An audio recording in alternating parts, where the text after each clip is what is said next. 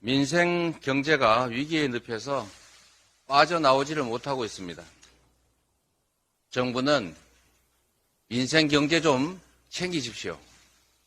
여당, 민생 경제 좀 챙기십시오. 이 정쟁에만 빠져가지고 권력 노릇만 할 때가 아닙니다. 지난달까지 무역 수지가 15개월 연속 적자입니다.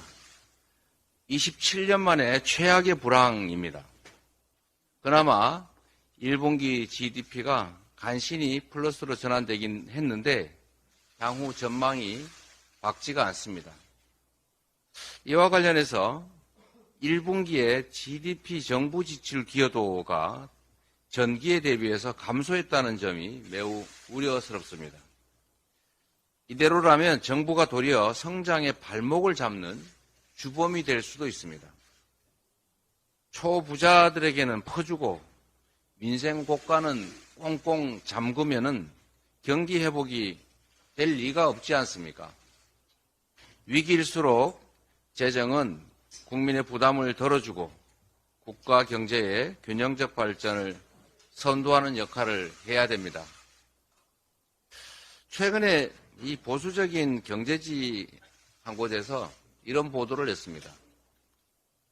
대한민국의 재생에너지 부족으로 전 세계적인 RE100에 대응을 못해서 국내 기업들이 수출 계약을 취소당하고 있다. 이런 보도를 보신 적이 있을 것입니다.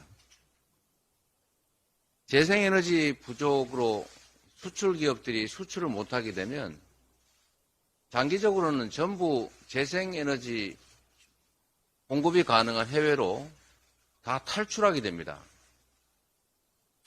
이게 얼마든지 이 아주 초보적인 경제 지식만 갖춰도 예상할 수 있는 일인데 재생에너지 목표를 줄이고 전 세계 아무도 동의하지 않는 결코 전 세계 표준이 될 수가 없는 탄소 프리 100% 이런 정책으로 세계 질서를 재편해 보겠다. 이런 실현 불가능한 황당한 정책으로 이 위기를 벗어날 수가 없습니다.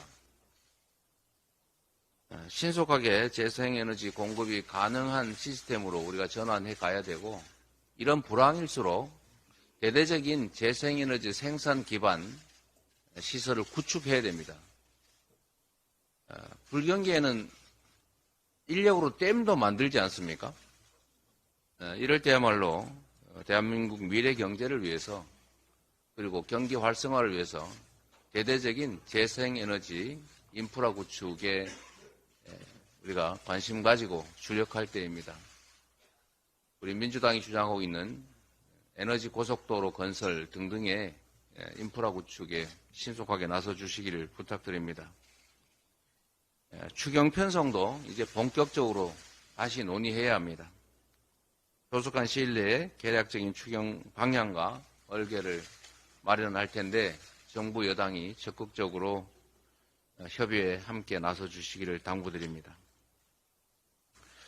윤석열 정권의 독선과 오만, 횡포가 극에 달했습니다.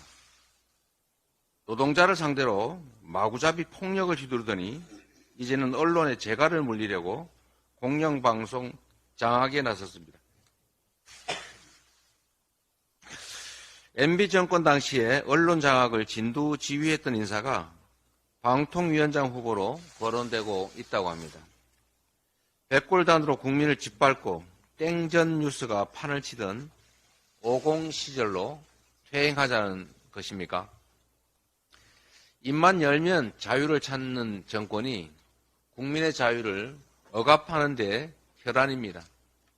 주권자가 위임한 권한으로 국민을 속이고 괴롭히는 양두구육 정권이라는 비판을 자초하고 있습니다.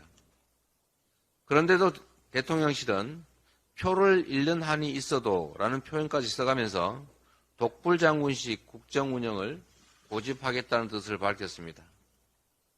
국민이 뭐라 하든 대통령 마음대로 하겠다는 국민에 대한 선전포고로 들립니다.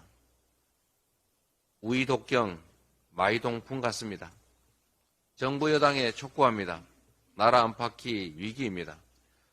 국가적인 역량을 하나로 모아도 쉽지 않은 상황입니다. 민심을 거스르는 불통정치, 국민을 겁박하는 폭압정치의 중단을 요구합니다.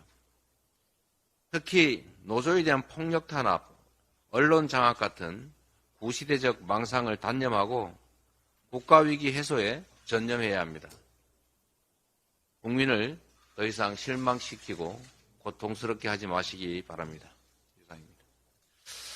또 하나 추가로 말씀드릴 게 있습니다.